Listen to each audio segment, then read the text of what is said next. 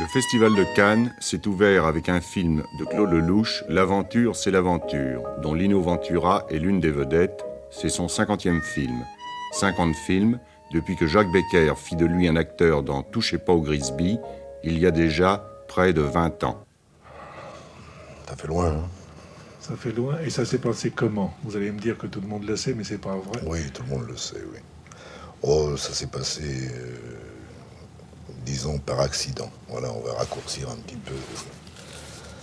Tout à fait par accident. C'est-à-dire que j'ai rencontré Jacques Becker par l'intermédiaire d'une personne.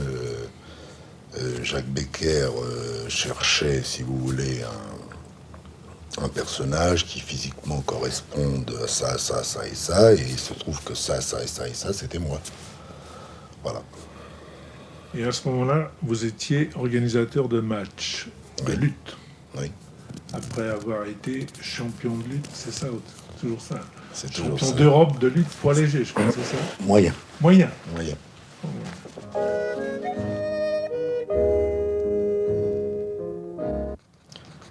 C'est le monde du sport professionnel, si vous voulez, est en quelque sorte, oui, une bonne préparation pour le monde du spectacle.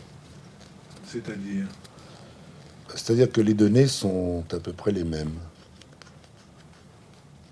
que ceux, par exemple, du spectacle, du cinéma, que les compartiments sont à peu près identiques, ils sont tous représentés non pas par un producteur, mais par un organisateur, non pas par un, si vous voulez, par un impresario, mais par un manager,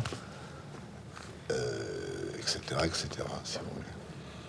Mais alors, quand Jacques Baker vous a demandé de faire Touchez pas au Grisby, ça vous a donc semblé presque naturel, non? Ah non, pas du tout, puisque j'ai refusé. Et alors, ça s'est passé comment quand vous avez refusé? Bah, j'ai refusé, puis me voilà. Alors, pourquoi vous n'avez plus refusé? J'ai plus refusé parce que il faut croire que Jacques a été très persuasif. Et puis d'un seul coup, ça m'a beaucoup amusé de dire tiens, je vais aller sur un plateau de cinéma, je vais voir comment que ça se passe. J'ai fait des essais. Et puis voilà, de fil en aiguille, on en est à, comme vous venez de le dire, on en est à 50. Non. Qu'est-ce que tu penses du roman? Qu'est-ce que tu veux que j'en pense? Je pense rien, moi, de ton Ramon. J'en ai rien à foutre. La seule chose, je sais que le gros, il l'a pour la chouette, c'est tout. Enfin, je crois que ça devrait pouvoir s'arranger, quoi. C'est une question de bonhomme entre vous. Hein? Je sais pas ce qu'en pense Max. Tu connais pas Ramon, je crois. Non, je le connais pas. Puis votre brique de cam, c'est spécial, hein.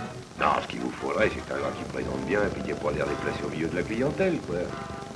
J'ai une maison sérieuse, bien cotée en haut lieu et qui m'a coûté beaucoup de pognon. J'ai pas envie qu'on me la ferme pour faire un avantage à monsieur Ramon. C'est un train de patin, ton Ramon. C'est qu'à le garder comme chauffeur, c'est tout ce qu'il peut faire. Bon, ben, j'ai une idée, moi. Je crois que j'ai l'homme qu'il vous faut. En tout cas, je réponds pour lui. Alors, si ça lui botte, je vous l'envoie dans 5 minutes.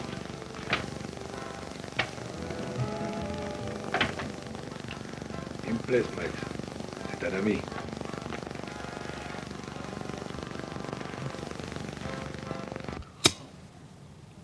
Mais alors, ce premier film, Touchez pas au Grisby, qui a été une réussite, ça veut dire que vous êtes installé tout de suite dans la peau d'un acteur de cinéma ou vous n'y avez pas cru complètement?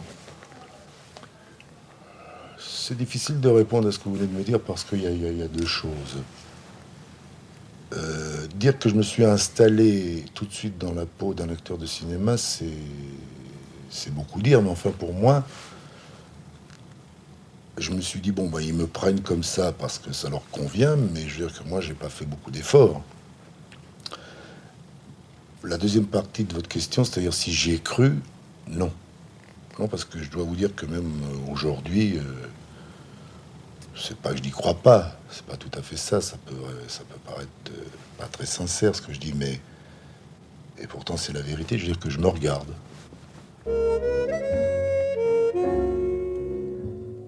Oui, là, il y a eu une période où j'ai tourné beaucoup de rôles, beaucoup de films. Pendant 5-6 ans, effectivement, j'ai tourné dans pas mal de films. C'était une cascade comme ça. Et l'un des plus marquants, finalement, enfin, ça a été le gorille, enfin le gorille qui a marqué au point de vue commercial, on peut dire. Oui, effectivement, c'est celui, si vous voulez, qui a déclenché autre chose. Mais pas tout de suite. Pas tout de suite.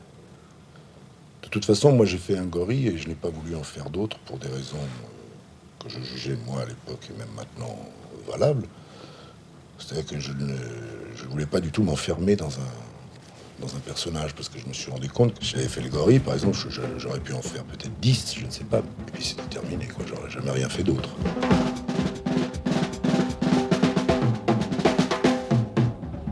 Vous êtes entré dans le cinéma comme, on peut dire, un costaud et un démolisseur.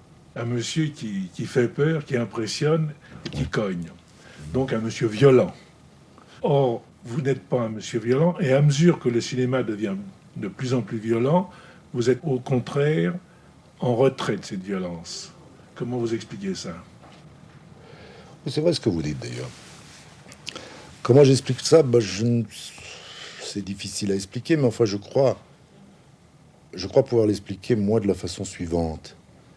C'est-à-dire que j'ai connu, si vous voulez, des garçons autour de moi quand j'ai commencé à faire du cinéma, tels que, si vous voulez, Claude Sautet, Giovanni, Grani de Fer, enfin tous ces metteurs en scène qui étaient à l'époque assistants et qui ont connu, si vous voulez, un autre Lino Ventura que ce démolisseur que vous venez de décrire. Le côté démolisseur, moi, personnellement, ça m'a toujours fait rigoler, je veux dire, parce que je ne pense pas être un démolisseur. Et je crois que quand ils se sont dit, quand moi je tournerai un film, par exemple, avec Lino, ben moi je sais, par exemple, qui il est, ben je tournerai ça, par exemple. Et petit à petit, j'ai fait autre chose et j'ai abandonné ce côté-là. C'est pour ça que peut-être je marche à l'envers, je ne sais pas. Les gens écrivent pour vous, mais en plus, vous travaillez avec eux avant de tourner le film, non? Je travaille avec eux, c'est beaucoup dire, mais enfin, disons que je participe avec eux beaucoup, oui. Ça veut dire que pour tourner un film avec Lino Ventura, faut s'y prendre de bonne heure. C'est-à-dire qu'on vous amène pas, on vous apporte pas un sujet la veille. Non, je pourrais pas. Je pourrais pas parce que c'est un peu comme une incubation, si vous voulez. J'aime bien partir de zéro avec eux. Et je trouve ça très intéressant, à tout point de vue. Ça donne pas toujours des résultats extraordinaires, mais enfin, je trouve que c'est comme ça qu'il faut faire.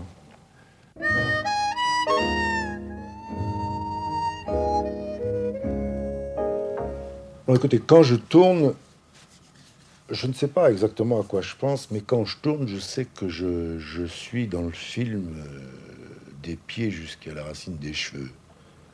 C'est-à-dire que quand je tourne un film, par exemple, je sais que je ne suis pas disponible pour quoi que ce soit d'autre que le film. Voilà. Ce qui est formidable, c'est de tourner avec un enthousiasme, que toute l'équipe ait le même enthousiasme, et qu'on se dise on va faire un beau film. Voilà. Je crois qu'on pense qu'à ça, en définitive. Je ne pense pas du tout aux gens qui nous verront, non, pas du tout.